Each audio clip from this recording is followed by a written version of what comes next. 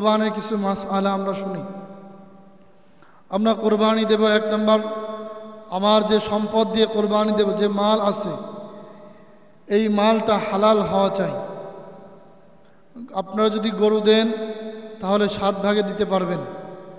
গরুর ভিতরে যদি কেউ 5 ভাগ হয় তাহলেও কোরবানি হবে, কিন্তু ভাগেইতে কোরবানি দেওয়ার সতর্কতা অবলম্বন করা, যাতে করে এর ভিতরে কোনো হারাম মাল না ঢোকে। একজনের সুদের টাকা আছে, একজনের ঘুষের টাকা আছে, একজনের কিস্তির টাকা আছে। এরকম যদি টাকা দিয়ে কেউ কোরবানি করে 7 ভাগে একজনের টাকা যদি হারাম থাকে তাহলে 6 জনের কোরবানি বাতিল হয়ে যাবে, আল্লাহর কাছে কোরবানিও গণ্য হবে না। অতএব কোরবানির জন্য হালাল মাল শর্ত। নাম্বার 2, একটা মাসলা শুনি। কোরবানির পশুগুলো, যে পশুগুলো আমরা ক্রয় করব, এটা সম্পূর্ণ লেজ কাটা থাকতে পারবে না, কান কাটা, এইগুলো অঙ্গহীন যেগুলো, এইগুলো আমরা দেখে দেখে ক্রয় করব। আর এইগুলো যদি থাকে তাহলে কোরবানি সঠিক হবে না।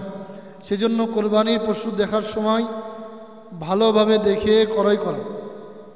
নাম্বার 3, কোরবানির পশু আমরা অনেকেই গাভী দিই, এদিকে লক্ষ্য রাখা যাতে করে গাভী যাতে ভিতরে বাচ্চা না থাকে, সেই জন্য গাভী কেনার থেকেও বিরত থাকা। আর আমরা যে কোরবানি করব, উত্তম হলো নিজেই নিজেরটা জবাই করা, এটা হলো সব থেকে উত্তম। আর যদি না পারি তাহলে ইমাম সাহেবের সহযোগিতা নেব, আর যে পারে জবাই করতে তার সহযোগিতা নেব। যখন আমি ঈদুল আজহার দিন কোরবানি করব, কোরবানি করার আগে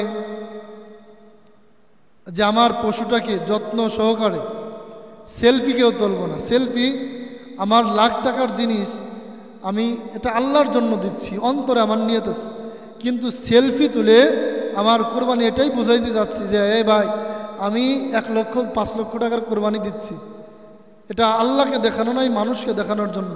অতএব এই কাজ কেউ করব না। আমার আপনার ভিতরে যা আছে কেউ না দেখুক, কে দেখতেছে বলেন? কে দেখে? আল্লাহ তাআলা দেখতেছেন, এদিকে খেয়াল রাখবেন। কেউ না দেখুক, আল্লাহ তাআলা দেখতেছেন। ওয়া আনতুম তা'লামুন, আল্লাহ তাআলা সব কিছু জানেন। আর যখন কোরবানি করব, এই কোরবানির গোশতটাকেও আমরা যেভাবে বন্টন করার নিয়ম 3 ভাগে ভাগ করব। নিজে 1 ভাগ রাখবো, আত্মীয় স্বজন গরিব মিসকিনদেরকে বিলাই দেব, 3 ভাগে ভাগ করব। আর এই কোরবানির গোশ যদি আপনি চান 1 বছর সংরক্ষণ করে আপনি খাইতে পারেন, শুকায়ে হোক ফ্রিজে রেখে হোক। আমরা অনেকে ধারণা করি 1 বছর রাখা যাবে কি যাবে না, রাখতে পারবেন। আপনার নিজেরটা ওই এতিম মিসকিনেরটা মেরে রাখতে পারবেন না। আর যদি এতিম মিসকিনেরটা মেরেন তাহলে আপনার ফ্রিজ দেখবেন 2 দিন পরে গরম হবে আর আল্লাহর নাম উঠতে থাকবে। এর প্রমাণ পাওয়া গেছে কি যায় না? এখন গেছে। অতএব এদিকে সকলে লক্ষ্য রাখবেন।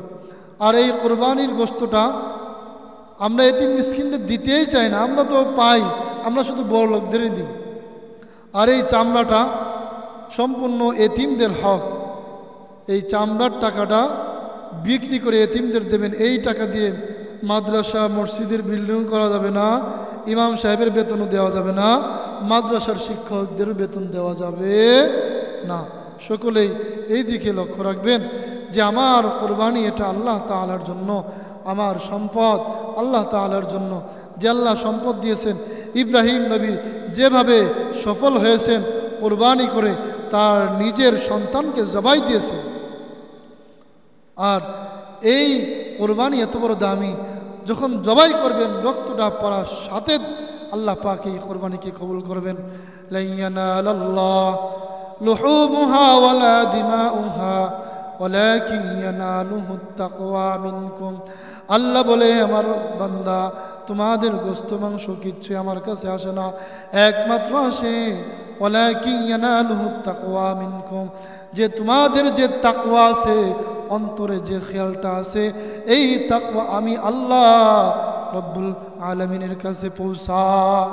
অতএব অনহার নহর করব, এটা আল্লাহ রব্বুল আলামিনের জন্য। অনুসুকি ওমা হিয়ায়া ওমা মাতি লিল্লাহ, আমার কোরবানি, আমার হায়াত, আমার মৌত, আমার নামাজ, সমস্ত কিছু পৃথিবীর আল্লাহ তাআলার জন্য। এদিকে সকলে লক্ষ্য রাখবো।